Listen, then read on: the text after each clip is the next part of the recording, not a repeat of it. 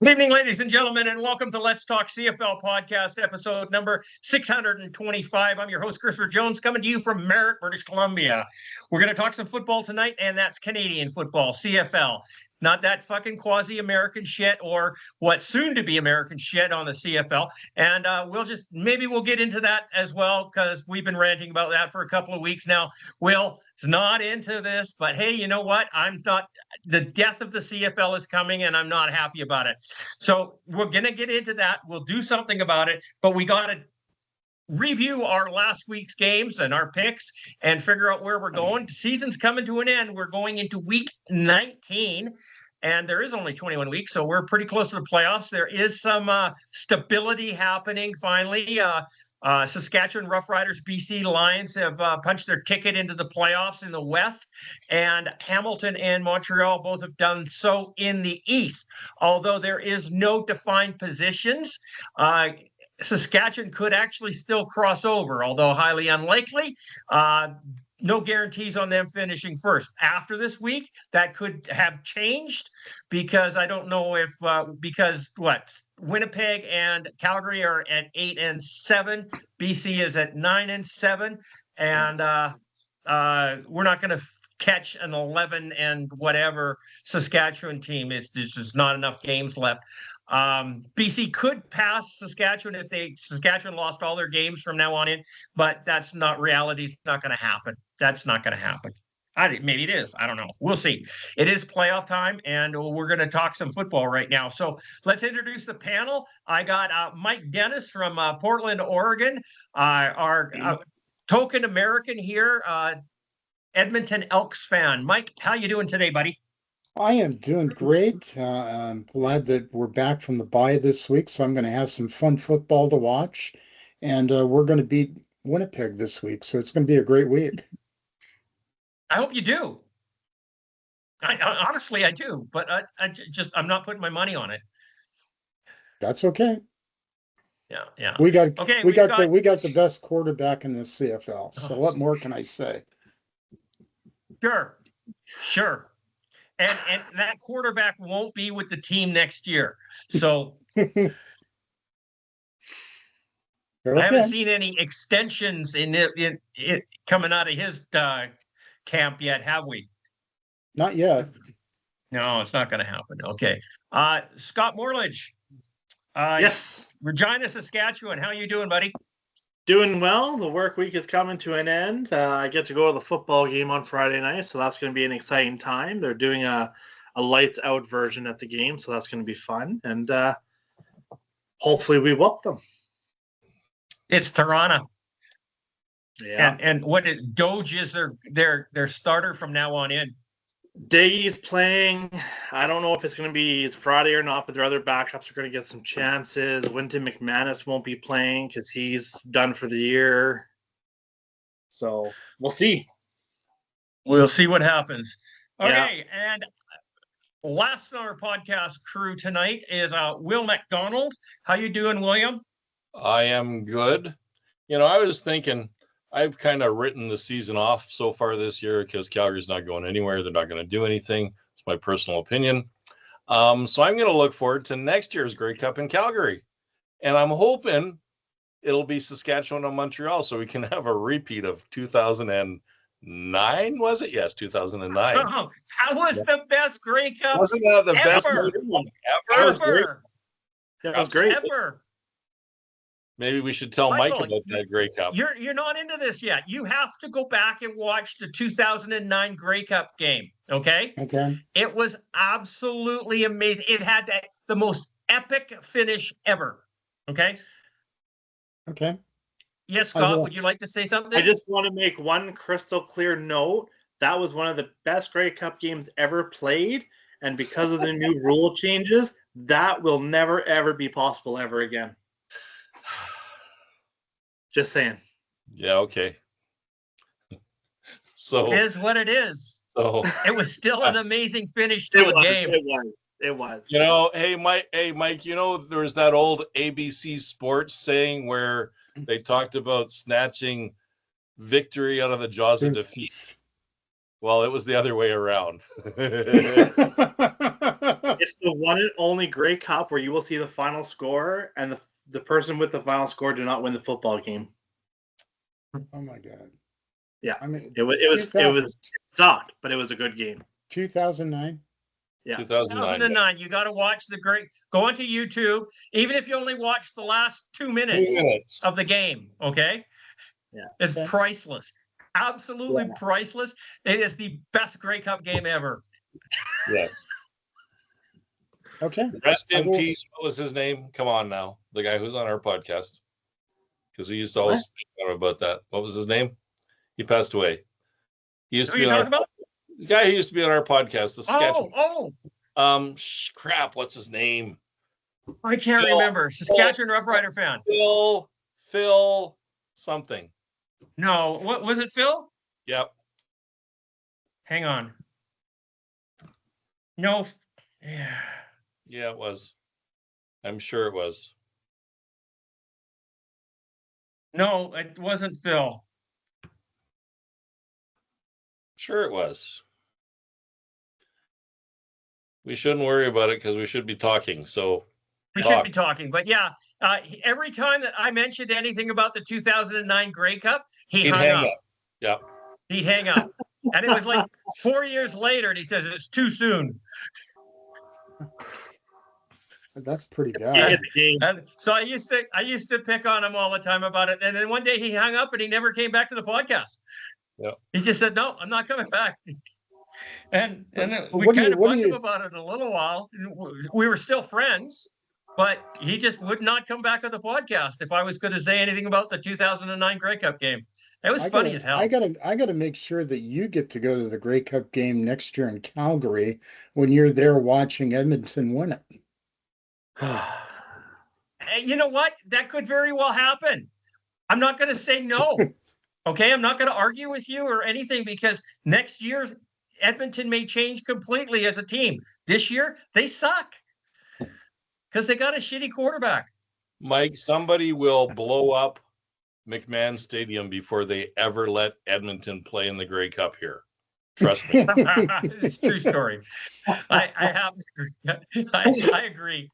I Definitely concur with you was on that not one, I was William. not aware until last week that I'm supposed to hate Calgary. Yeah, I did well, not we told know you that. Pretty much. Certain fan, yeah, you just can't go back and forth. Yeah, well, go there, right? It's like Saskatchewan and Winnipeg. It's a rivalry of hate, but in good nature. We can't like Winnipeg and we can't like Calgary. Yeah. Okay. And Calgary can't like Saskatchewan, none of us in the league can like Saskatchewan. except for It's just a fact. I don't even think Saskatchewan fans like themselves. So it's just a fact. Not in 2009, we didn't. No. That was a hard I mean, one. and the Paul McCallum ordeal. Yeah, I did really like Ron Lancaster and George Reed, by the way. Oh, Yeah. George Reed was amazing. And Ron Lancaster. I liked Ron Lancaster. Okay. So Guys, anyway, let's Yeah. play football here now. And I know we are playing football, but we need to look at what our previous week's picks were. We had only had 3 games. There was 3 teams on a bye. BC, Winnipeg, and Montreal were on byes. Saskatchewan was in Ottawa to play the Red Blacks, and this was not a good football game. It was terrible. I mean, what did Harris throw 3 or 4 picks or something like this? And Ottawa, oh no, it was the other way around. It was Drew Brown threw 3 picks, and Harris couldn't put the ball in the fucking end zone. No. And it was a terrible, terrible game. And Saskatchewan won it, but they didn't deserve to. No one But deserved it. Ottawa didn't deserve to win either. It was poorly played.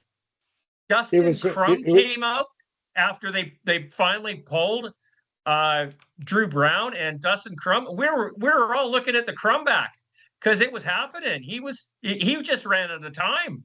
I'm pretty sure Ottawa would have beat Saskatchewan if he had started the game. I got into an argument in the blog with somebody that I said that Dustin Crum should be the starter for the team. 100%.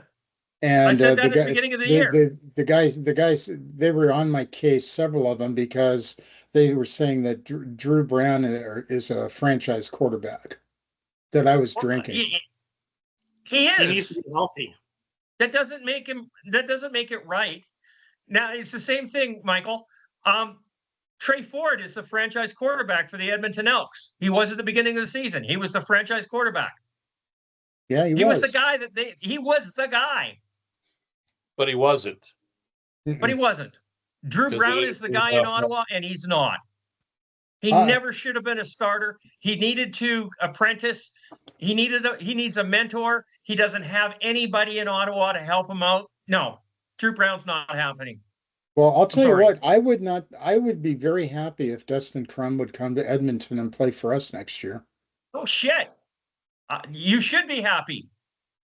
And while you're at it, take Taylor Powell out of Hamilton, and the two of those guys can tandem it, and they'd be amazing. Okay, so anyhow, this Saskatchewan Ottawa game was a brutal game of football. It was truly terrible, and I'm going to let Scott really talk quickly on the Saskatchewan side of things. But yeah, there's no way to sugarcoat this one and make it look pretty. No, you're absolutely right. This game should have not been anywhere near as close as it was. The Riders absolutely killed themselves with penalties, unnecessary roughnesses. Every time they went into scoring range, penalties took them back. It was ugly. I was glad that they got the win out of the deal, but they need to play significantly better if they hope to go anywhere in the playoffs. 100%. Okay, so this was Saskatchewan 20, Ottawa 13, total score of 33. Everybody picked Saskatchewan to win. Nobody was disappointed with this one. Charles picked up 0 points. Will got 6. CJ got 0. Rick 0. Sparky 2. Mike 4. Scott got 12. Wow. Okay, so the next game up was the Hamilton Tiger Cats and Toronto Argonauts. And this game was a total turnaround from the Montreal-Hamilton game, where Hamilton only got 3 points in the entire game. They came out and laid a beat down on the Toronto Argonauts. It was a well-played game. I enjoyed it. Nick Arbuckle got hurt in the game. He broke his wing or something like that. He went around the rest of the game with his arm in a sling. Yeah, it was a shoulder issue for a quarterback, and it's his throwing shoulder, and that's not a good thing. It took years for Bo Levi Mitchell to recover from his. Travis Luley never did. Shoulder injuries for quarterbacks are not good things. So, and that's sad because, I mean, he's 32 years old now, and he's never been a starter. So I don't know if he's going to make it back next season or not. We'll see. Does this open the door for Chad Kelly? Fuck no, I hope not. But yeah, Hamilton, it was a good game. William, you got anything to say about this one? You know what? It was a complete domination by Hamilton. I mean, they outscored them 32-9 in the first half, and that had lots to do with Arbuckle getting hurt early in the game. And Hamilton just did what Hamilton is supposedly going to do. It's got to be tough for both, and because we've been in this situation in Calgary, it's got to be tough for both Hamilton and Saskatchewan to be the front runners the whole year, because it's really hard to get motivated at the end of the year for these games that don't mean anything. And so they do mean something to both teams, because Montreal can still catch Hamilton for first place. Can they? And at this point in time, BC can catch, actually anybody can catch Saskatchewan, but we know that's going to end real quick. BC can't catch Saskatchewan. The 2 games back, there's 2 games left. BC has a bye. They can tie us. We have the tiebreaker. There you go. The only team that hang on. Do you guys have 11 wins or 10? 11. 11. Are you at 11? Yes. Okay. BC can't catch you. No. Calgary can, but can. they have to win out. Calgary can. Winnipeg can't. No. Oh, yeah. Calgary's got one more game. But Calgary has to win out. You don't have to worry about that. Calgary's not winning another game here. Anyways, So anyhow, so this ended up Hamilton 47, Toronto 29, a total of 76 points. Way too many points. Hamilton, okay, so William and Mike went with the Toronto picks. Oh. Everybody else grabbed Hamilton. So Will fell back again, another game. Charles, so we all got 100 points. Charles got 0. Everybody got, well, Rick got 6. Sparky got 8. And that's it. Everybody else picked zeros on this one. So it wasn't a great scoring week for anybody here. The last game was the Calgary Stampeders came into BC to play the Lions. And this was just a dominant game from the beginning to the third quarter. The first half was all Lions. Calgary didn't even show up for it. And then I don't know what the hell happened. Calgary came alive, started scoring some points. They looked like they were coming on a comeback. And then all of a sudden they fell on their face and BC finished off the game. It was interesting. I enjoyed it. Charles was there. There was some really good highlight catches by some of the BC Lion receivers. Rourke played a great game, although he had a couple of interceptions. He threw for 4 touchdowns. 2-to-1 ratio is not a bad thing for a quarterback. Not great, but it's not bad. It's better than 1-to-1. So yeah, it was a good game, and in my opinion, William.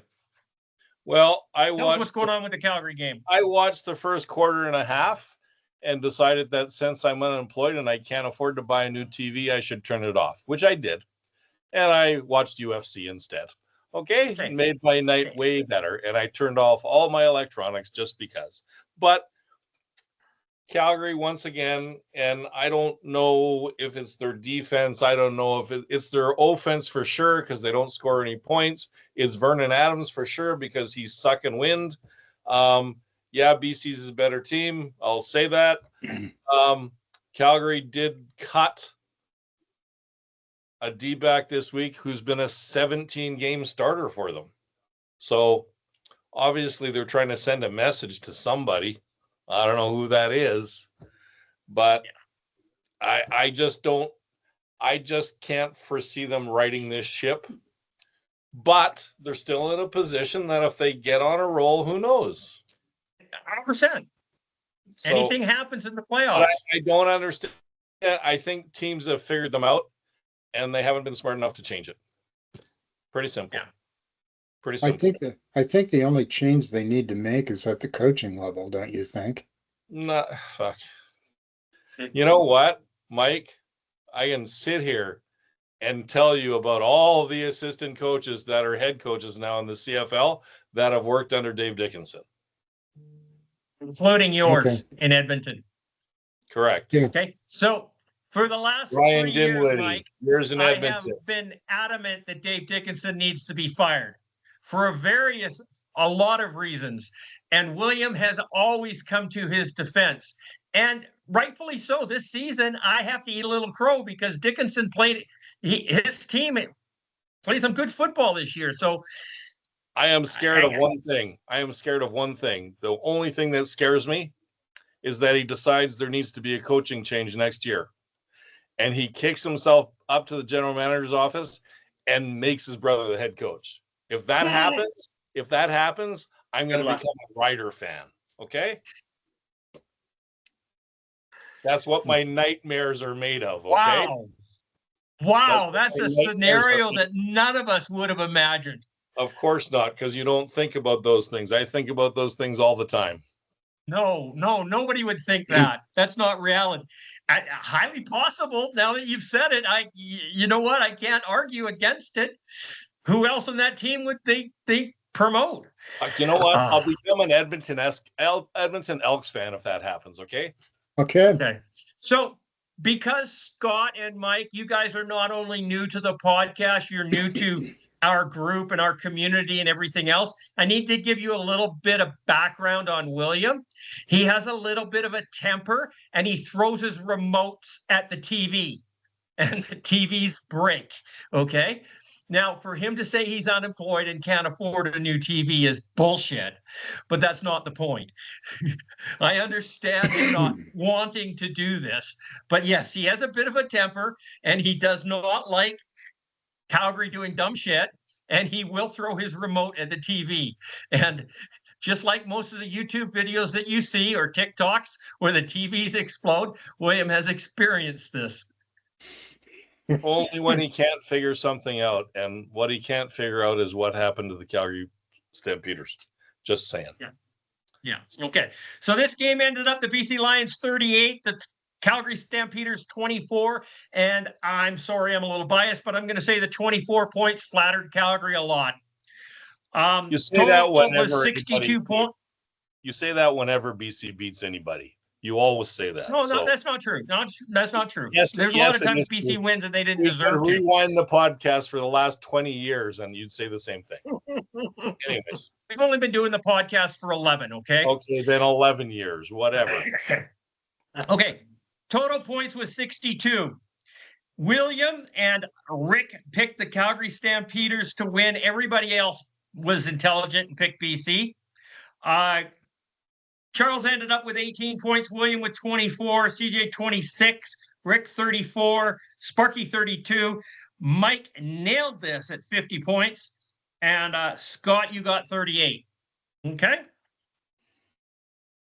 So let's figure out on the Sparky list here. This is a good thing. So the big winner this week was Scott again, picking all three of them for 350 points. CJ also picked all three at 3.25. Sparky was at 342. Charles got all three at 318. Will was low man at 130. Rick at 240 and Mike at 254. So we're going down the list. Actually, I'm not going to do this list. CJ's in the lead right now by about 52 points over Charles. Sparky is back another 90 points from CJ, so he's not coming close. Anyhow, and Scott is the wonder child right now because since he's come on our podcast, he has picked 11 straight fucking games. And what do you think you are, the Davis Alexander of the Let's Talk CFL podcast? I mean, Jesus, man, 11 straight games. I'm sorry, I'm in awe. I mean, that's amazing. Okay. So he is at 100% there. CJ's, but he's only got 11 victories so far, so he's not really high up in the rankings. CJ's got 44, Charles and Sparky at 43. So we're very, very, very close in our score. Mike is down at 16 and 10, but he's at 0.615. Willie is down at 40 now, 40 and 29. Okay, so let's, just as an example, we're going to go over to CFL Pick'em, the media, CFL.ca. Pat Steinberg is at 44 and 25, and that's tied with me, CJ. And he's in the lead. And where we got Matthew Cause at 42, Christina Constable at 42, Jamie Nye at 41, and Vicky Hall is at 40. So if we go back to ours, CJ's at 44, Charles and Sparky at 43, Will's at 40, and Rick's down at 35. So I don't know. Everybody on the media is beating you, William, by one at least. Yeah, anyhow. Well, I can wait. I want to say something towards that. Okay, you can do that. I saw a comment today from my favorite person who's never on this podcast, but he's part of our group. I won't even mention his name. He said himself and Charles have to do something different to catch CJ. Okay. Yeah. Well, for the last 3 weeks, I've been doing something different. It hasn't worked, obviously, but they don't have enough guts to do that. Okay. It's not enough to be close. It's either win or go away. So they should be picking opposite of you every fucking week, but they're too big of cowards to do that. Well, and I am going to pick who I think is going to win, and that's how I win. And okay. When you're in the lead, they they are the ones who have to change in order to catch you. Okay. Sparky accused me of going to pick exactly what they pick so that I'll stay ahead of them. Right. He's an idiot. Once again, did I say that out loud? He is an idiot. And I don't care if you're ahead of me, Sparky. It's because I've been trying to catch CJ. So shut the fuck up. Do something different, because I'm going to pick the teams I think are going to win. And that's how I'm in the lead. Okay. Now, if you guys pick the same as I do, don't expect to catch me. Have I been picking the same as you, CJ? No, you for have the last not, 3 William. weeks? Thank you. You have not. But you've made some dumb picks. Okay. Absolutely. You know, No, you did. I understand and respect you taking Calgary over BC last week. As a Calgary fan, I would expect nothing less. On any given day. And I will also say that if Arbuckle had stayed in the game, it might have been closer. I don't know about that. Hamilton's not that good. Hamilton's not that good. They're not. They have yet to beat a team over 500. Yeah, but if you listen to their fan base, they're going to go to the Grey Cup and win the whole thing. Well, yeah. Yeah, and listen to the fucking Elks too. They think they're going to the Grey Cup. There's a guy on at least that one on our podcast. There's a guy on a podcast I listen to that thinks that their quarterback is the MOP of the league. Okay, like wow. You listen to that podcast? Yeah, I do. Why? Once in a while. Well, you know why? I listened to last week's podcast this week because I was at the gym and I usually listen to Joe Rogan, but he had what's the guy's name on there? He was a singer. Oh, he's 70 years old now. That's most of them. Yeah, I Bob know. Seger. No. A black guy with jelly roll. Ah, man. Why don't I remember his name? You never remember anybody's name. I know. He's now on. I'm surprised you remember he's my now name. on American Idol. I don't. That doesn't help me. I don't watch stupid TV. I know. Okay, so we Lionel Richie. That's it, Lionel Richie. Oh. That's Lionel why Richie. podcast. Yeah. Lionel Richie on Joe Rogan. Yes, sir. I don't think that was worth listening to. Well, I did eventually listen to it. He talked about the gangsters involved in the music industry, which was quite interesting. Yeah, back in Motown, yeah, okay. Yeah. Okay, so this week's games, we have 4 to pick from. The first one up is the Toronto Argonauts are traveling to Regina to play the Saskatchewan Roughriders. What's the name of your fucking stadium again? Mosaic, still Mosaic Stadium. Okay, toilet bowl without a cover. Toilet bowl without a seat cover. Okay, so everybody on CFL Pick'em has CFL.ca Pick'em took the Saskatchewan Roughriders to win on this one. FanDuel has the Riders at 10.5 with an over/under of 49.5. CFL Pick'em has Saskatchewan at 95. Toronto at 5%. Sparky Calculator has the Rough Riders at 56. Rick is in at Saskatchewan at 58, and Charles is at Saskatchewan at 51. I forgot all about saying that Charles and Rick are not on the podcast, but I guess everybody at home has kind of assumed that because there's only 4 squares here, not 6. Okay, so yeah, Charles and Rick are not available. I think Rick's taking pictures at a girls' volleyball game. It's kind of like going to the LFL games. That would be the same thing, right? Okay, he's a pervert.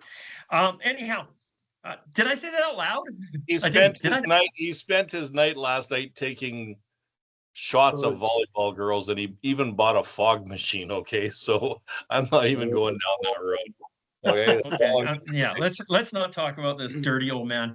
No. Okay, so I'll go first on this one. I'm taking the Saskatchewan Roughriders. There's not a hope in hell, Toronto. Well, Saskatchewan has been playing like shit lately. They're not playing very good football. Harris is not jumping to the pump, but Toronto's got Dogie.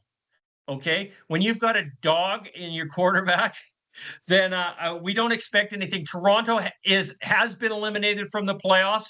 Riders are more than likely in first place in the West and first place overall in the league.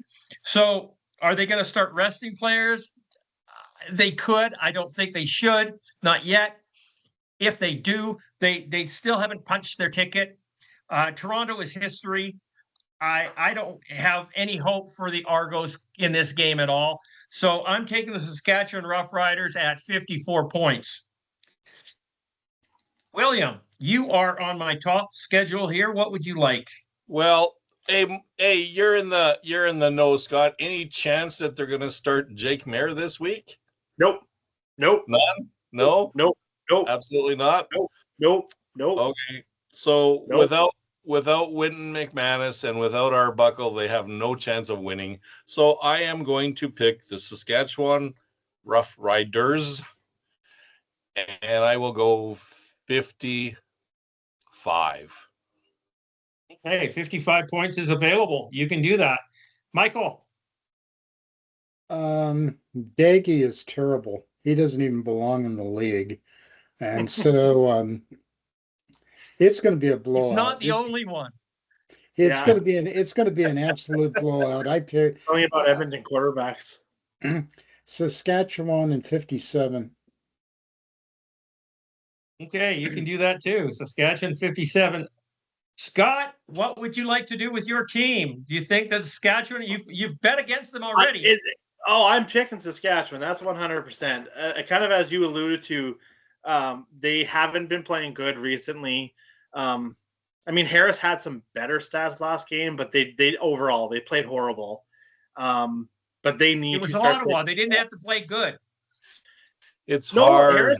Harris had good stats, but it didn't show up on the scoreboard.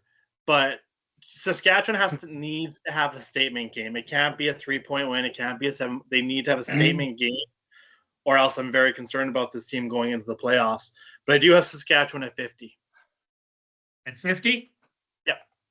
Okay, we can do that.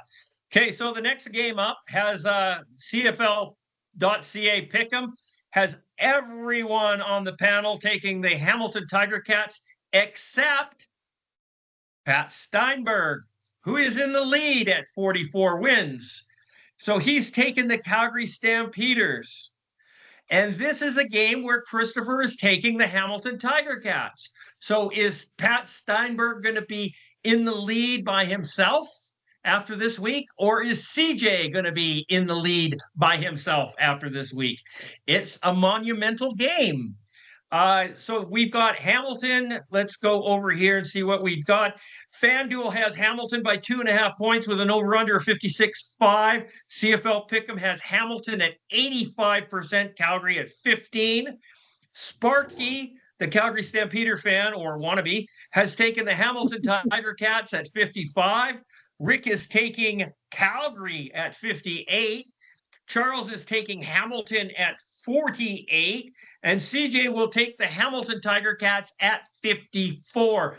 This is a Bo Levi Mitchell gonna stomp on his Stampeders. Vernon Adams has not been playing well for the last 5 games, and it's really since Edmonton slapped them around on the Labor Day rematch, the Battle of Alberta, Calgary has not put in a good game. And they either turn it around right now and make a run for the playoffs, or Hamilton is going to be victorious. So if Hamilton wins this game, this is the first time that they beat a team over 500 this season. They have beat teams that are now over 500, but they didn't beat when they weren't over 500 when they beat them, like BC. So this is a iffy game for me. I do think the Hamilton Tiger Cats are the better team right now. But Calgary has a potential to slap them about. I don't know what's going to happen. I'm taking Hamilton at 54, but I'm going to let William go next. Calgary and Hamilton, William. So this is a perfect game for Charles and Sparky to catch up to you, because there's a possibility that Calgary could win. I know I say that every week, but there is a possibility. And they also beat Hamilton the first game of the year. Hamilton's first game in Calgary. They won. So this is a good possibility, but they chose not to. I mean, it's more obvious than Saskatchewan and whoever there. It's anyways. Toronto. Yeah, I'm gonna pick Calgary, of course. I know I said they wouldn't win another game this year, but I'm not gonna ever pick Hamilton when it comes to Calgary. So I'm gonna say Calgary, and I'm gonna go 52. Is that open? 52 is available. Okay. And it's yours. This is the one game. This is kind of, I don't want to call it a trap game, but it is the one that could swing either way. Okay, I don't think the other games, the Saskatchewan or the Montreal game, are going to swing. This is the one that somebody has potential to going ahead, and Pat Steinberg has taken the Calgary Stampeders. So him and I could be going different directions right now, or we are going different directions no matter what happens. Michael, what do you want to do? I just can't see Calgary winning. And the reason being is that they've been playing bad football since Edmonton beat them. Their defense has not shown up. Vernon Adams panics he panics in tough situations. To me, it's going to be Hamilton and 56. 56 is a good score. Now, Vernon Adams, throughout his history as a quarterback, is amazing quarterback when everything is going good. When everything is well and going the right direction, Vernon Adams is an amazing quarterback. But any form of adversity, and he pushes it, and he can't think, and he scares the shit out of me. So Calgary needs their entire team to step up and play a good game and drag Vernon Adams along. And if they do that in this game and come out with a victory, then I'm very positive about the remainder of their season. I think that but if they don't do that and Vernon Adams just kind of meanders through this one, William's probably right. They might not win another game. This has the makings. Yeah, but you know what? I didn't realize that they played Toronto and Edmonton the next two games, so they could very easily win two games. They could win two games. We'll see what happens. Okay, Adams Scott, you're the last one on this one. What do you want to do? I'm actually going to go on a weird way on this one. I'm actually going to pick Calgary.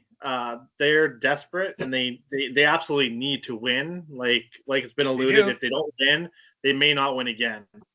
I just feel they're going to win. So I'm going Calgary over Hamilton at 59. At 59, going high. Okay. Well, there you go. So the last game is Ottawa. Red Blacks are coming into Montreal. Now, Ottawa has been eliminated from the playoffs actually a couple of weeks ago. Montreal is sitting currently in second place. I was trying to bring up the standings here a minute ago, and I didn't get to them fast enough. I think they're 2 games back of Hamilton. I could be wrong here. Let's see what happens. So yeah, we have the Montreal Alouettes that are going into, Ottawa's into Montreal. CFL.ca Pick'em took Montreal straight across the board. No variance here. FanDuel has Montreal at 13.5-point favorites.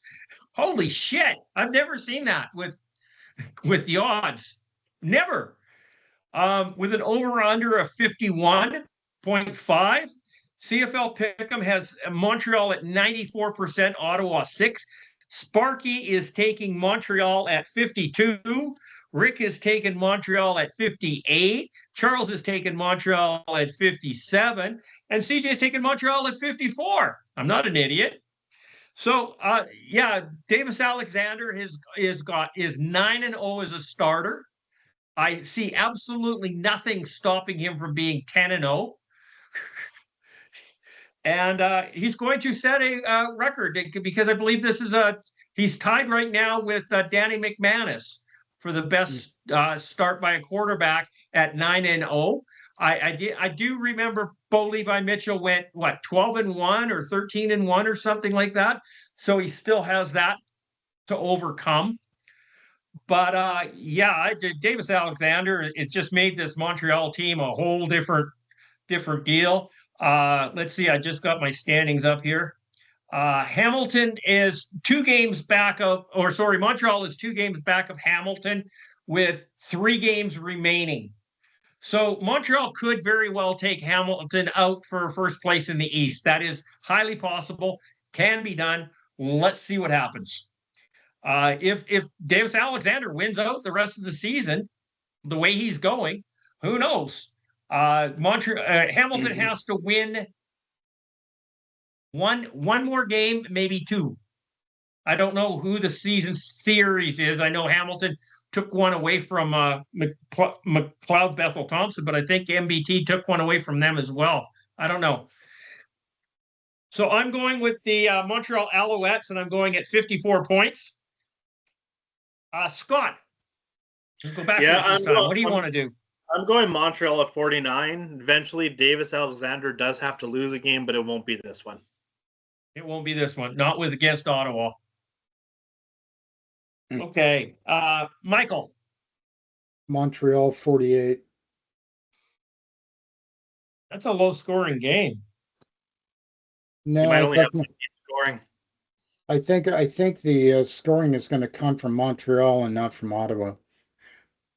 Well, that depends. If they start Dustin Crum right from the beginning, who knows what's going to happen? I believe Crum is starting. Crum is starting, but I don't think it matters because they're eliminated from the playoffs, so they don't have any motivation to play. Well, they have jobs to play for. They have jobs to play for, and they can, this is when bottom dwellers are dangerous. They've got nothing to lose. Okay, this is where you can go balls out and do it. Okay, you taking Montreal at 54? Is that 48? Sorry, 48. Oh, hang on. I missed an entire game here. Yeah, Winnipeg and Edmonton. Okay, we'll finish this one because we only need William, and then we'll go back and and do the Winnipeg Edmonton game. Ottawa, Montreal, William.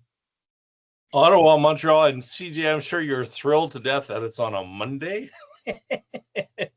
End of the season. Yeehaw!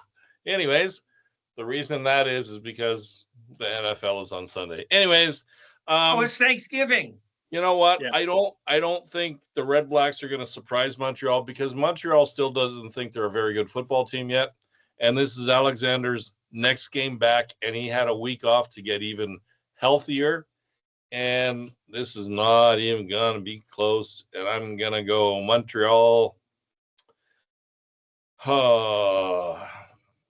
59. 59 around? Yes. Okay. Montreal 59 is available. Okay, so my bad. And we're going to go backwards here and to the third game of the season of the week, of week 19. And that is the Winnipeg Blue Bombers are going into Edmonton to play the Elks. CFL Pick'em, CFL.ca Pick'em. The panel is straight across Winnipeg, except Christina Constable took the Elks. Like, fuck. I shake my head. Okay, anyhow, Winnipeg at 3.5-point favorites, 53.5 is the over-under. CFL Pick'em has Winnipeg at 68, Edmonton 32. That is definitely the closest of them all this week. Sparky took Winnipeg at 52. Rick took Winnipeg at 58. Charles took Winnipeg at 50. CJ is grabbing Winnipeg at 54. I'll take Zach Caleros on crutches over Cody Fajardo any day of the week. Every day of the week. Okay. At this geriatric squad in Winnipeg is still going to be better than the Edmonton team. And I'm just taking the Bombers. This dynasty is just rocking this year. So we'll let it happen and see where it goes from there. Mike, I'll let you jump in on this game first. It's your team. You taking Edmonton, or you going to go solid with the Bombers? Well, I'm definitely going to go with Edmonton because Edmonton is going to win. And the reason that they're going to win is we've got a very much improved defense. And if you've noticed the last 7 weeks, we've added 4 Americans to our defensive positions. Our secondary has been playing lights out the last 3 weeks. Cody Fajardo, people don't listen to Christopher when it comes to this. Listen to William. Listen to William. Fajardo knows how to play the quarterback position. He's been playing great the last 7 weeks. He's a natural born leader, and he's going to beat Winnipeg this week. Write it down. It's done. He's a natural born whiner. No, he's He's not. a natural born whiner. No, he's not. 100%. 100%. He used to be a rider. He's horrible. He's not good. And on top of that, Mike, I got to stand next to him at the 2018 Grey Cup, and he smells. Just thought I'd mention that. What was your Got score? a very sensitive nose, Mike. He smells. Sorry. Mike, picture it this way. I feel about Cody Fajardo and you as Will does with Jake Mayer and the Riders. Yeah, I can understand that. And I still got Jeremiah Mazzoli. I hate to tell you this, Scott. Cody Fajardo is 10 times the quarterback Jake Mayer is. Okay. I'm not going to debate that right now. That's another podcast. You know, the reason why I'm seeing clear on this is because I come into this league this year with a very clear and open mind. And if you just base it on his play this year, forget the past. Just focus in on what he's done this year. He has led the Elks to 6 victories. Michael, just so that you know, we have watched Cody Fajardo for 10 years. And any time that he is interviewed after a game, he is 100% willing to throw his O-line and his receivers and his running back and his defense under the fucking bus and then back the bus up over top of them, okay? And that's when he loses. But if they win the game, it's all about him and how wonderful he was and how his timing was perfect and how everything about him was amazing. He is such a conceited prick and such a fucking whiner. At the same time, I have zero use for that man in my league. Okay? I'm sorry. I can't. You know what? When he was in Saskatchewan, there was a game, and it was like a really weird, windy game. But he made some really bad throws. And he literally sat there at the end of the game and said, "The wind did some stuff I wasn't anticipating." He blamed his bad play on the wind. You know what, Christopher? That was the most accurate description you have ever given on this podcast. I'm amazed. It's true though. Well, the only comment I could make is, Christopher, why don't you tell us how you really feel about the guy? Hey, you know what? I was going to mention to Mike, I don't want to call you out in public like this, but you're a liar. The only reason you picked the Elks was because they were the same color as your Ducks, okay? And you didn't realize how bad of an organization it was. And you're kicking yourself in the ass right now. But just to prove us all wrong, you went out and you bought Edmonton swag. Amazing, okay? I totally am into Edmonton. I chose Edmonton. So we've got an idiot for a commissioner right now, this guy named Stuart Johnson, and he is changing the rules of our game, and he's moving the goalposts from the end zone, from the 0-yard line to the back of the end zone, okay? And he's saying that this is a safety reason. Now, there's only been one player that I know of in the history of the league that's ran into the goalpost and actually hurt himself, knocked himself out, and that was a BC Lion by the name of Corey Banks.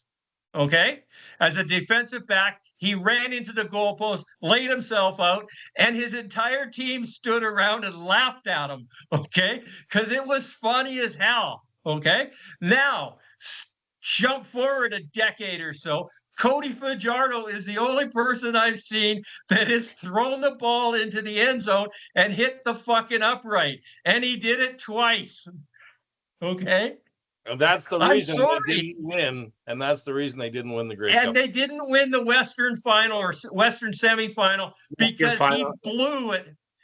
And that was in 2019, I believe. Yep. And he blamed it on the goalpost. The goalpost didn't fucking move. It was stationary. Everything else was moving on the field, but the goalpost didn't move. But it was the goalpost's fault. And that's why Cody Fajardo right now is supporting our commissioner and his stupid rule changes, because he's an idiot. Okay. Can we finish the pick'em though, please? No, I'm on a rant. Michael, what was your score? I forgot. You said 60? Well, he said Edmonton, so the score doesn't matter. Edmonton and 59. 59. But we can do that. Okay. 59 points. There we go. Okay, Scott. Yeah, I'm going Winnipeg on this. Winnipeg has to win. I mean, Edmonton can still catch up. It's not going to happen, but they can catch up. Winnipeg has been playing relatively poorly all season. They played an amazing game last week. I think they're going to win. It's going to be a Winnipeg 57. 57. Okay, we can do that. No. Yes, Nope. We can do that. Sorry. No, we're good. We're good. Yeah. William. Yes, sir. Edmonton is fighting for their playoff life right now. This is an elimination game for them. Okay. Yes, they sir. lose this game, they are toast. Their Correct. season is over. Correct. They are eliminated. Okay. And as far as my pick goes, Mike, I need to apologize. I hate when CJ beats up your quarterback. Okay. And I No, you don't.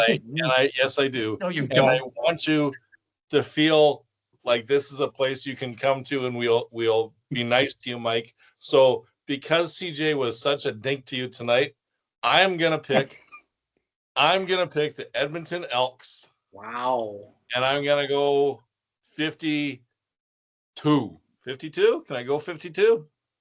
You can go. No. Yeah. No, you can't. No? Sparky's got 52. Okay, 53. 53 works. Okay. Edmonton, wow. Go, Cody. Depends. Is You're there a any wind? hypocrite. Is there going to be any wind at that game? I guarantee you one thing, I'll never ask Cody Fajardo to come on this podcast. Oh, please Hell, do. why not? I love Please it. do. He'd Bring never him come on. We're too small for him, buddy. Ego won't fit in one of these squares. He'll blame his internet connection. His head's too big to fit on the screen, man. Sorry. You know what? I would bring Trey Ford on. Okay, I'd be all excited about that. I actually like Trey Ford. Okay, Even I better, think he's bring a him decent quarterback. He just needs a lot of work. and Okay. his father on. That'd be even funner. Bring His father dad. won't talk to me. His father won't talk to me anymore. He won't talk to me either. Or I don't- me. Oh well. You haven't witnessed that. Bobby Ford used to be in our group, not on the podcast, but in Let's Talk CFL on Facebook. And he used to just rip me a new one because I would trash Trey Ford. And he would just come at me and come at me. And he goes, yeah. And then Cody Fajardo comes in and wins the first 3 games, and he left. He's not come back. So I don't know why. Terrell's still over there, and he's playing decent as a D-back. Oh, he And sucked all apparently year. he looks just like his brother. Oh, come on, Tyrell, he has not played well the whole damn year. And you know why He has his moments. well? But hang on. The thing about a defensive back, you cannot have a great defensive back unless they're all good. Okay? I mean, the whole thing, when you have an amazing defensive back, it's because you never hear his name. Well, and that he means was that really the quarterback good. is not throwing to him. He was really good last year, but he was also on Winnipeg. So he was on Winnipeg, and Winnipeg was lights out. Winnipeg can have him. They'd take him. They would take him back in a heartbeat. He's a great D-back. Yeah. Hell, I'd loan him right now to Calgary. Mike, you should keep him. He's a good one. He's a keeper. You just have to have players around him. It's no different than Willie Jefferson was. He was really. Who was the other guy? Who was his partner? Willie Jefferson. Yeah, he retired. Yeah, he retired. Was it? No, not Jeff. And Jefferson took a huge step backwards. He's finally come up again. Yeah, he's a pretty good player. Yeah, it's all about who you have around you. Getting old.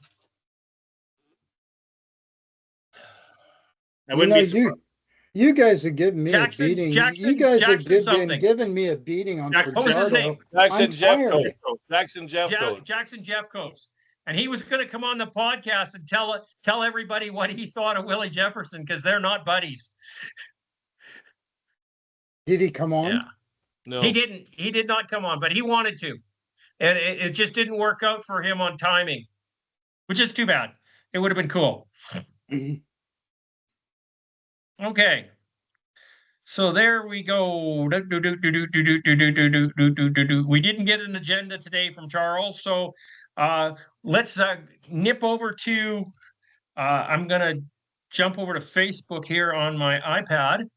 And there's one comment that came out of, was it CFL Armchairs or is it Winnipeg Armchairs? I think it was Winnipeg. Jared, our good buddy Jared, posted something today. And it was a quote by Willie Jefferson. No, it's going to, oh, yes, here it is. This is Willie Jefferson said this, and he says, we're going to fuck up the Elks on Saturday and clinch a playoff spot. That's his direct quote, okay? We are going to fuck up the Elks. No, he says, we are going to fuck the Elks up. There it is, on Saturday and clinch a playoff spot, okay? Direct quote, Willie Jefferson. It's not going to happen. Not a chance in hell. No way. You know, Mike, I don't know. I understand that. I wouldn't be betting money against this, but hey, who knows? I understand, Mike, that you've probably read books that have told you that if you say it over and over and over enough, it'll happen. Okay. Just think, good on you, baby. Good on you. When the Elks get eliminated this weekend, they can finally look at starting to find a quarterback. Well, we're already started looking for a quarterback. That's already given. Hopefully. We can't do anything with 3 games left. Oh, you need to go to the States. There's no quarterback in the CFL that is worth keeping, okay? And we could talk about that right now. There are 3 quarterbacks in the CFL right now that will be here in 2 years. Okay? Maybe. And they are Davis Alexander, Nathan Rourke, and Vernon Adams. No. Okay? Trevor Harris will be retired. Zach Caleros will be retired. Bo Levi Mitchell will be retired. Ottawa doesn't have a quarterback. Would Dustin Crum? Okay, maybe. Drew Brown's not going to stick around. Who else is there? We don't know what's going on in Toronto. Is it Chad Kelly? Is it Nick Arbuckle? I have a question, CJ. Trevor Harris is going to retire. Yeah. I have a question, CJ. Do you think in 3 years Jeremiah Mazzoli will still be Nathan Rourke's backup? I hope he's not his backup in 3 games. We'll send Jameer. We'll send Jameer. I would take Cody Fajardo over Yes. Mazzoli. Okay. I would take Cody Fajardo over Mazzoli. I would take Trey Ford. I would take Dustin Crum. I would take Taylor Powell. I would take Cameron Dukes. Okay. Cameron Dukes is a free agent right now. I think Elk should pick him up. He's a good kid. You wouldn't take Chad Kelly over him. Cameron Dukes is the guy that lit up the CFL for the Argos when Chad Kelly got injured in his first season. Okay. Yeah. Dukes played amazingly well. Why he's a free agent right now, why Montreal let him go, I have no idea. Wouldn't you say, in all fairness, the reason the CFL doesn't have quarterbacks is that they need to have a designated player spot that you can pay the quarterback anything you want? No. Why? Because that doesn't give you a backup at a third position. Okay, that's the problem, is that teams are no longer developing quarterbacks. If you go back in time, Calgary at one time had Doug Flutie, Jeff Garcia, and Dave Dickinson. That was their QB room. Toronto had Ricky Ray, Zach Caleros, Trevor Harris. That was their QB room. BC had who? Dave Dickinson, Casey Printers, and Mike Riley. Then we had Travis Lulay, Mike Riley, and Casey Printers. Casey Printers was in the first batch with Dave Dickinson, Casey Printers, and Buck Pierce. Pierce. Okay. And then they had Travis Lulay, Mike Riley, and Jonathan Jennings. We're talking about solid QB rooms. There isn't two quarterbacks together on the same team in the CFL right now. Never mind 3. So where did it go? Where did the quarterbacks go? What happened was we had some very lazy general managers, and instead of developing quarterbacks, they decided they wanted to steal the ones that somebody else developed. And then teams like Toronto, who developed Zach Caleros and developed Trevor Harris, decided, well, we're not developing any quarterbacks anymore because they're just going to get stolen in free agency. And that's what's happened. And that before, we used to all develop quarterbacks. There would be 3 guys. You need a quarterback that is your starter. You need your number 2, who is a starter, but just lacking experience. And your third guy is a potential stud. Yeah, okay? But if you don't have a quarterback to play the position, that's the most important position in this league, you're never going to win. Correct. Look at Edmonton right now. I think, Edmonton looking for a quarterback, I think what they should do next year, they should have a stopgap year. And I think they should sign Kevin Glenn because he'd come out of retirement. Hey, who's he? Should be 500. Who's Absolutely. He? Kevin Glenn has not quarterbacked a season under 500 in his entire career. Correct. He's never quarterbacked a season over 500 in his entire career. Well, that's not true. That's not true. No, it's not. Winnipeg would have won the Grey Cup if he didn't break his arm. That's correct. Yeah, but look at Saskatchewan. What are they going to do with Trevor Harris being, what is he, almost 40? Who's the successor? He'll be 40 before training camp next year. Jake Mayer is young. Jake Mayer is young, so. He's young. Seriously, we got Trevor Harris is gone, Zach Caleros is gone, Bo Levi Mitchell's gone. Those guys are done. They're all Bo Levi's got a couple. Bo Levi Mitchell's got at least 2 or 3 more years. Fuck, I think this should be his last year, to be honest with you. You pretty much said that. Yeah. Yeah. Because this league is going to, we've had terrible quarterback years for the last 3. Yep. This has been the worst quarterbacks that I've seen in the history of the CFL. And it's going to get worse. Well, especially if they have to rely on Strebler. Strebler's not a quarterback. He's a fullback. He's terrible. Of course he is. How terrible is he, Mike? He was in the NFL for 4 years. God, they must have been smoking some real strong dope. I don't He's know, got an best buds in NFL BC, pension. and we didn't want He's him. got an NFL pension. He played enough to have an NFL pension. So that's scary. What team did he play for in the NFL? Arizona mostly. Phoenix Cardinals. Well, no wonder they were terrible. Cardinals. Yeah, well, still made the team. Yeah, and he stuck around and stuck around and stuck around, and he got a pension. So think about it, please. Let's talk about this. Who do you see as quarterbacks coming up? PJ Walker? No. Nope. Okay. How about this young kid that Winnipeg has? That we never see. That we never see. Exactly. Yeah. I have no idea. Right? Maybe well, Drew Brown is going to be around for at least a couple of years, I would assume. He's not that bad. I honestly He's see not him that good. Dustin Crum should be around for a couple of years. If they reverse those two quarterbacks and made Dustin Crum the starter and Drew Brown the backup, I think that would be better for Ottawa. But they got to get rid of Bob Dice first. Yeah. Yeah.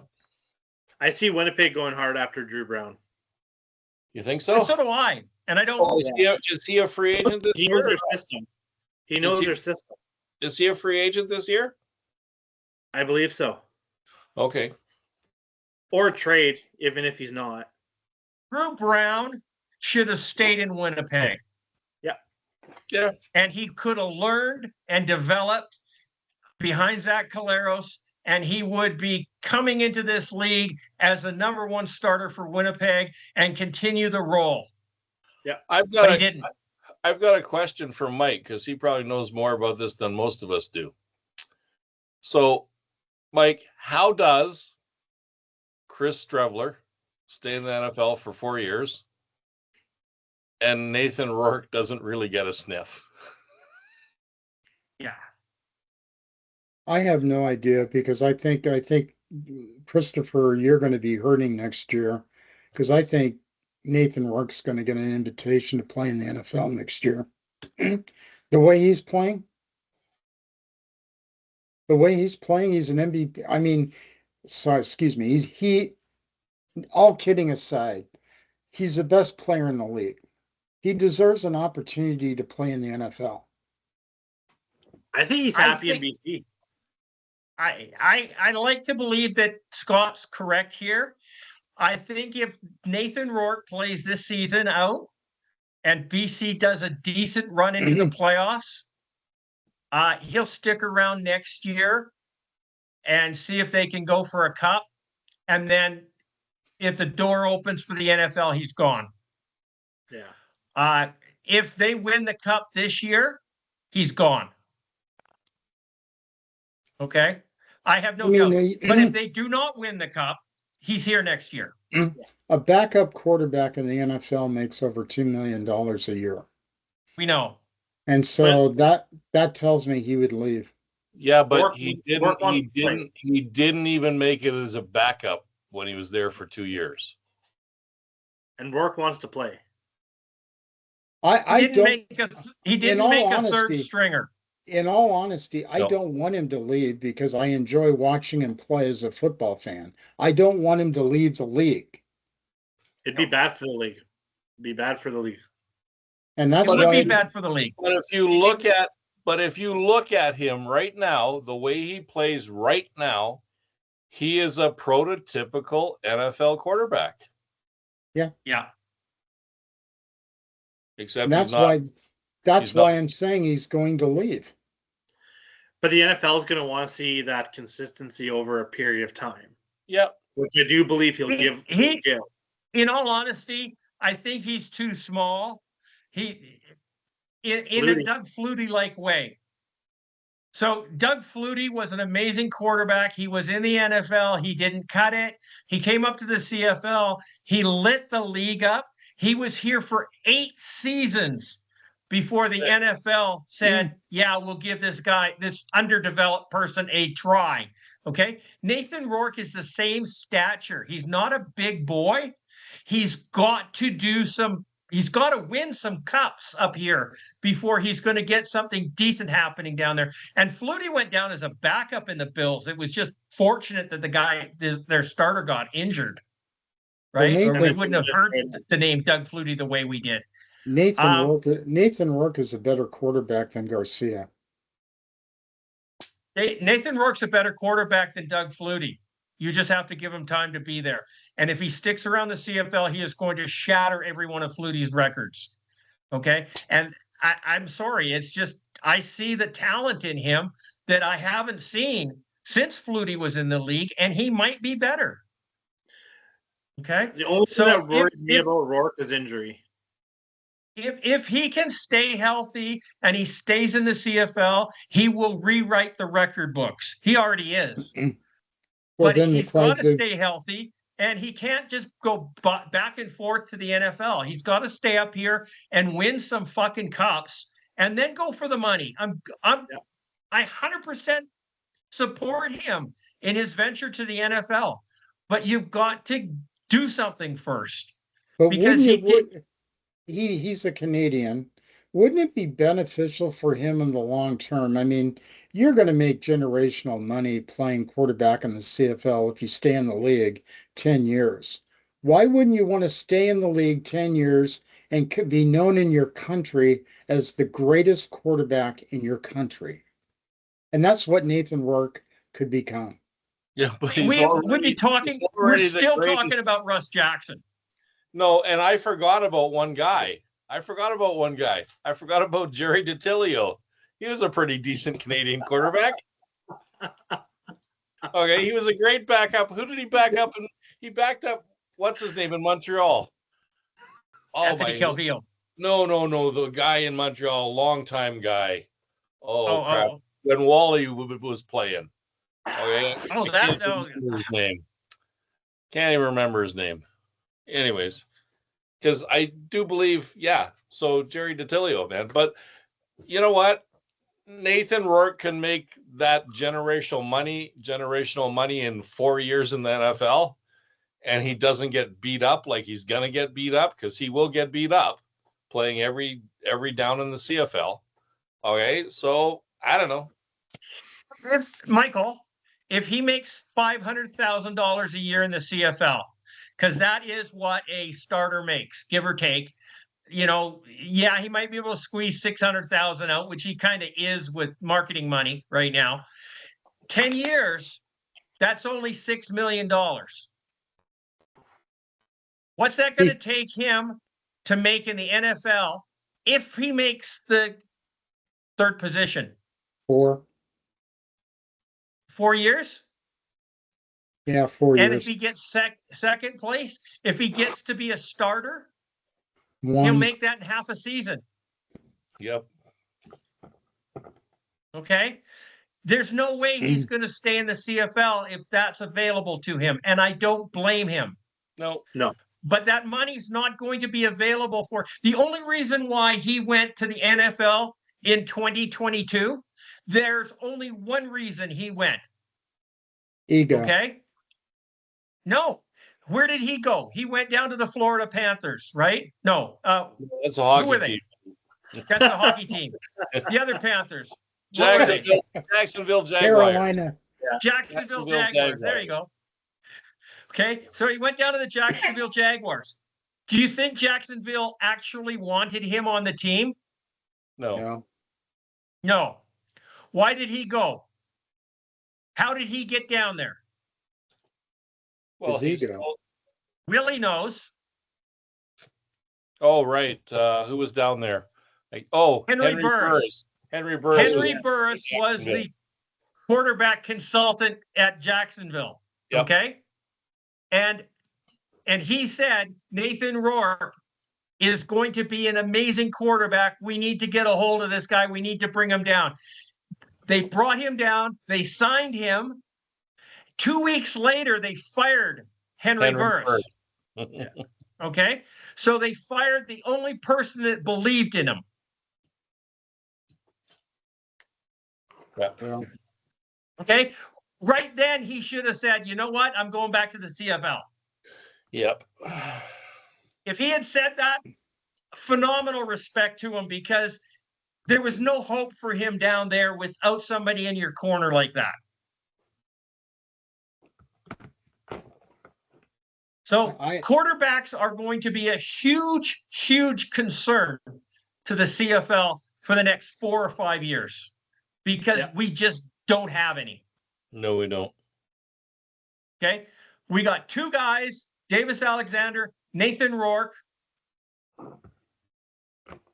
Vernon Adams has been in the league for 10 years. And he's really, is it a good Vernon Adams or a bad VA? You know, what are we going to get? Is it a good Trevor Harris or bad Trevor Harris? We don't know who's going to show up for what game. And there's certain quarterbacks who have always been like that. They're so inconsistent. Even their own fans don't know what the fuck's going to happen. Okay. And so we got Trevor Harris, we've got Vernon Adams. After that, there's nobody. Nope. No, nobody knowledgeable anyways. I mean, you can give a little bit of respect, and I can't give any respect, but a little bit of leeway in there for Chad Kelly. But I don't think he's coming back to the league. I don't think he should. I don't think the league should have him. Okay, I hate this guy with a passion, but I think the Toronto Argonauts have moved on, but who have they moved on to? So basically what you're telling me is that Trey Ford is going to be in Edmonton next year. Well, he should be. Well, he needs to be somewhere where he can learn how to play quarterback. Yeah. I think if Nathan Rourke happens to if BC happens to get through and wins the Grey Cup this year, I think immediately after the Grey Cup, BC should sign Cody Fajardo to replace Nathan Rourke. Okay, because Nathan's going to run away. Just saying. Trey Ford should actually go over to BC. Actually, no. BC will have Mazzoli for 18 games next year. I think Mazzoli's gone this year. I hope Mazzoli's gone this year. He will be. The best place for Trey Ford to land would be BC or Calgary.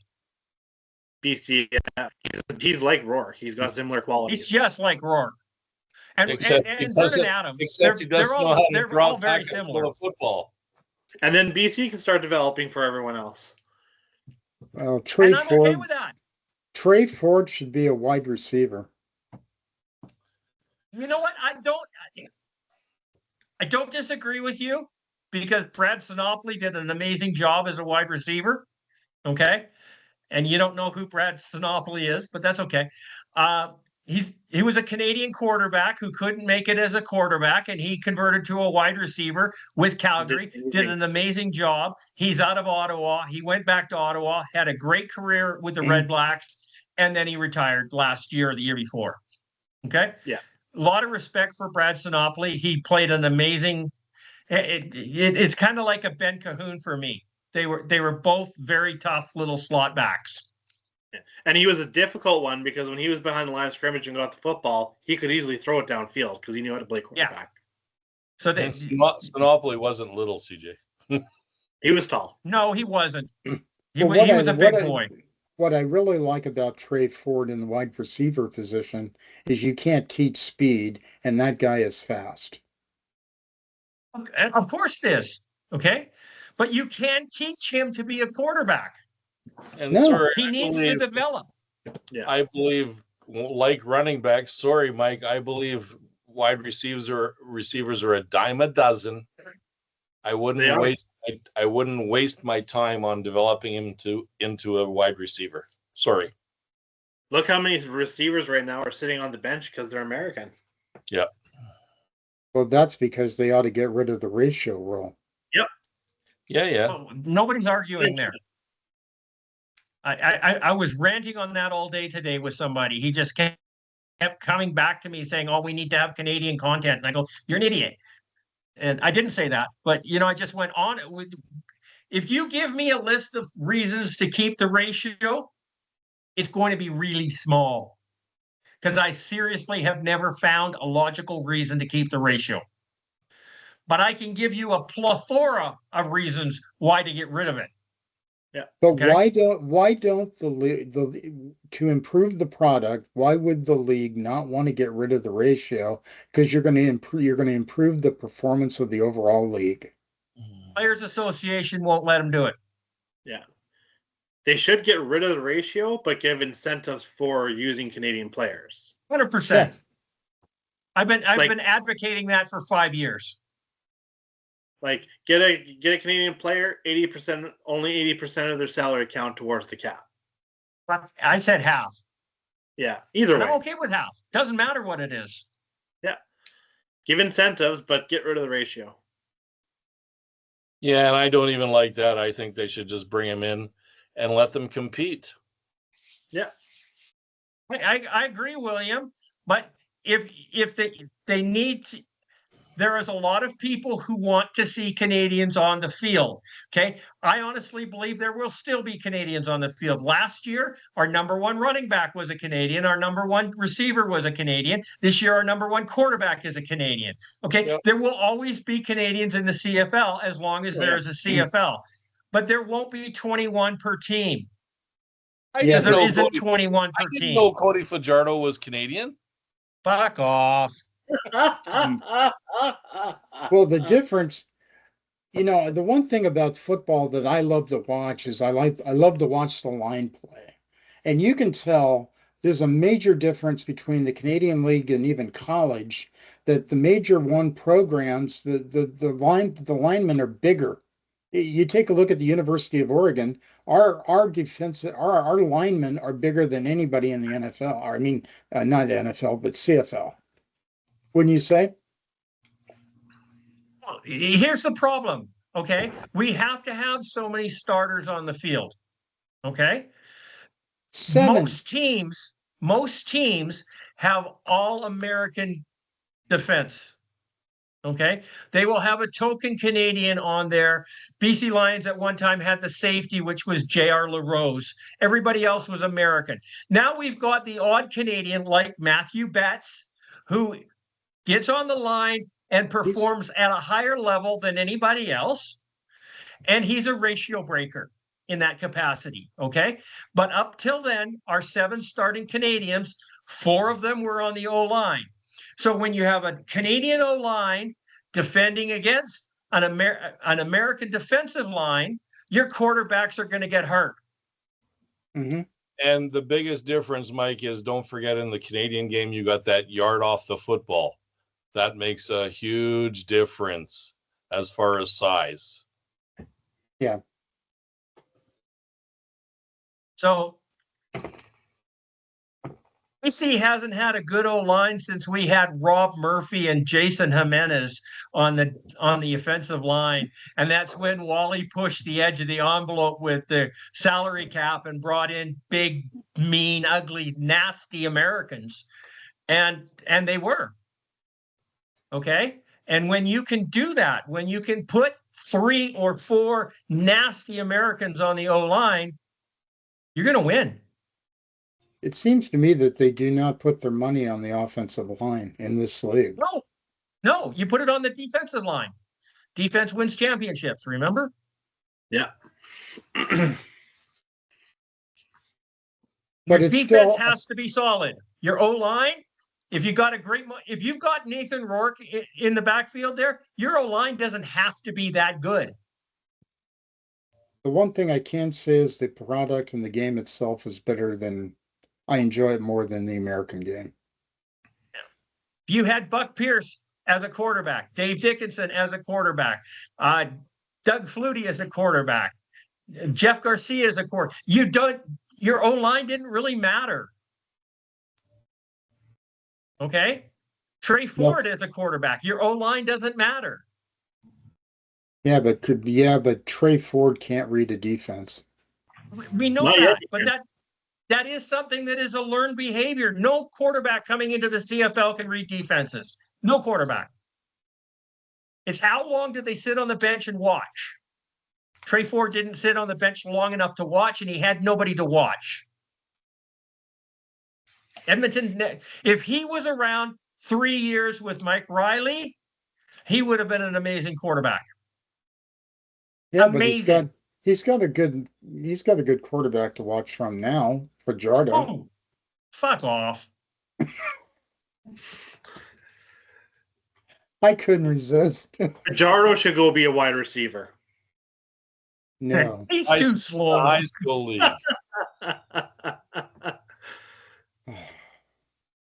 I feel Honestly, Well- I don't think there's a position on the football team, with the exception of possibly kicker, that Fajardo could I was be. gonna say we need a field goal kicker, so maybe he can work out there.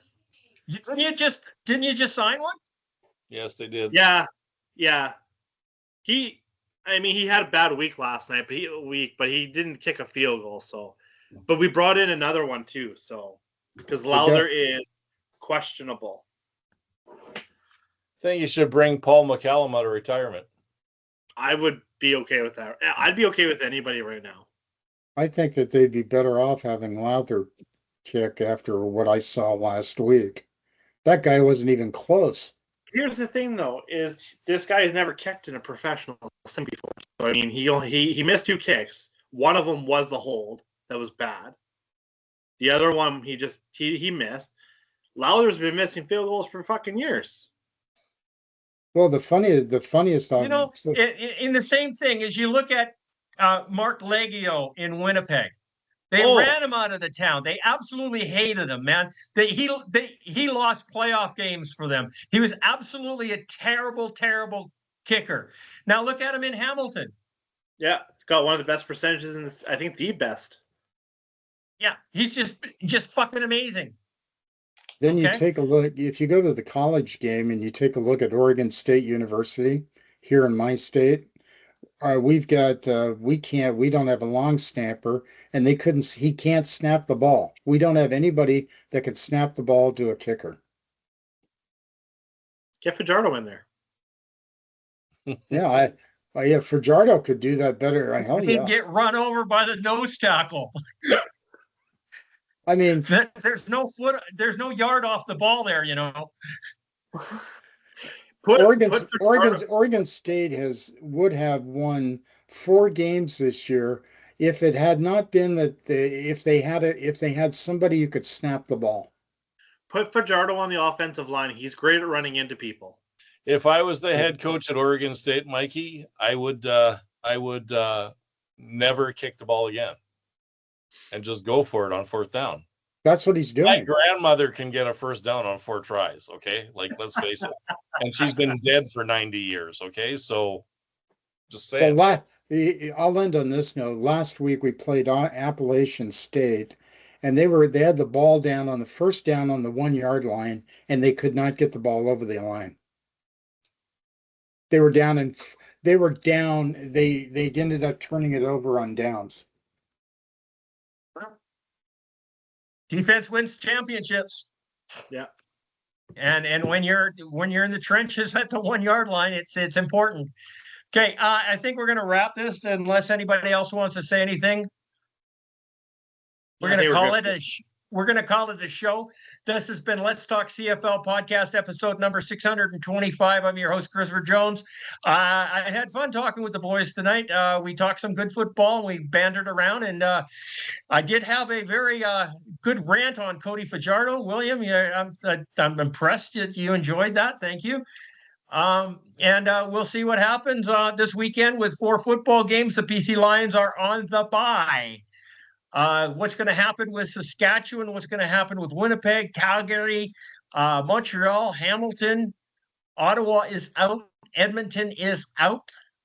Toronto's out. And we'll see what happens. Say goodnight, William.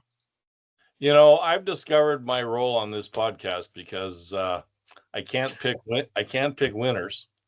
So what I have to do now is protect the new guys from getting pissed off so they don't run away. And CJ chases everybody away. I could go, the list is as long as my arm, guys. Okay, just saying. So that's what I'm going to do from now on. I'm just going to protect everybody on the podcast, even you, Scott. And I don't know if I like that. You can't chase me away. No one can chase me away. Anyways, watch football this weekend, guys. Calgary, go. I hope. but I doubt it. Where are they going? Golfing? I wish Vernon Adams would go back to BC. Anyways, I wish he'd come back to BC too. As a backup, I'd love him in BC. Awesome. yeah. Can't afford him. You're Scott, good say under. goodnight. All right. Good night, everyone. And Michael, wrap this Good up. night, good night, everyone. And just remember Cody Fajardo, MOP. In what quarter century? Well, no, he is the MOP.